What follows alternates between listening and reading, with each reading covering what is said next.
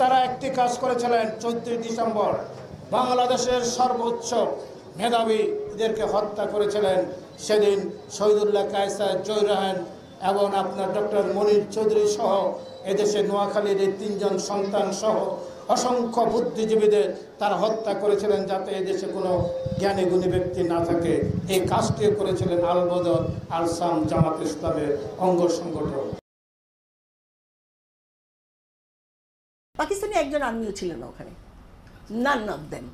খালেক মজুমদার শুধু মুখোশ পরা ছিল, আর সব বেটে খাটো আমাদের বাঙালি, সব আমাদের চেহারা। শহীদুল্লাহ কায়সার শহীদরা গায়ে দিতে দিতে ওই ছোট্ট বারান্দা দিয়ে বেরিয়ে আসছেন, এসেই উনি সেইখান করলেন, পরিচয় দিলেন, আমি শহীদুল্লাহ কায়সার। হ্যাঁ, অনেকেই এই কথাগুলো বলে না, কিন্তু আমি কিন্তু জীবনে বলিনি, এই আমার প্রথম বলা। কিন্তু নিয়ে গেল মসজিদের ইমাম নিজেই চলে এসছেন, চলে এসে বলছে যে আমাকে তো এক ছেলে প্রায় জিজ্ঞেস করতো, নামাজ পড়তে আসতো এরকম, শহীদুল্লাহ কোথায় আছে, বাসায় আছে নাকি, নাকি। ওভাবে খালেক মজুমদারকে আর কি খোঁজা হয় এবং পাওয়া যায়। নিশ্চয়ই এই প্ল্যান চ্যাট যারা করেন তারা তো কাছের লোকজনই। এই যে আমি বললাম, পান্না ভাবির ভাই নিজাম আর শাহরিয়ার। শাহরিয়ার কবিরের কথা বলছেন, কিন্তু উনি তো আপনাদের আত্মীয়। হ্যাঁ, আত্মীয়। আমি কেন 50 বছর তাহলে বলিনি? বল, আমি কেন 50 বছর চুপ আছি? কেন স্টিল আর্মিরা খোলা ওই মানুষটাকে দেখে আমি মুখ খুলিনি?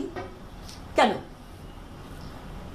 সময় কথা বলবে, সময় কথা বলবে। কবে কখনোই কি এই যে স্বাধীনতা সুবর্ণ জয়ন্তী হচ্ছে, বিজয় সুবর্ণ জয়ন্তী, এখনো মানুষ কি সত্যিটা জানতে চায় না? মানুষ জেনে কি করবে? মানুষের তো মায়া মমতা কিছু নেই, চলে গেছে, কেউ কাউকে ভালোবাসে না এখন। তখন থেকে শুরু হয়েছে। আর জহির রায়হানই তো প্রথম গুমের শিকার। আমি বলবো, আমাকে এখন তুমি গুলি করে মেরে দাও, I don't care. Zahir Raihan হলো গিয়ে গুমের প্রথম শিকার স্বাধীন বাংলাদেশে।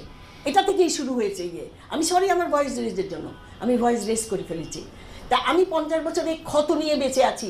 আমি যুদ্ধ করে আমার 5টা সন্তানকে কোনো রকম ভালো করতে পারিনি। আমার 2টো সন্তান আর্মিতে গিয়েছিল, তারা রিজাইন করতে বাধ্য হয়েছে। ওরা কি করে চলে গিয়েছিল? আমি তখন আমেরিকা ছিলাম, ওরা যখন ওখানে যায়। আমার এই কথাগুলো বলার কথা না, এখানে কারো ক্যারিয়ার হয়নি, পুরো ফ্যামিলি, আমার 5টা সন্তান, আমার বড় মেয়েটা সারাক্ষণ সাফার করেছে এগুলো নিয়ে। মিরপুর যদি এতই থাকে, সেটা আর কিছু পাকিস্তানি আর্মি লুকিয়েছিল, বিহারিরা অবস্থান করছিল, ওটা তাদের আন্ডারে ছিল, কেউ ওখানে ঢুকতে পারেননি। তাহলে সেখানে থানার যে ওটা তো একটা রেস্ট্রিক্টেড জায়গা। জহির রায়হান কী করে হঠাৎ করে চাইলেই ওখানে চলে যেতে পারলেন?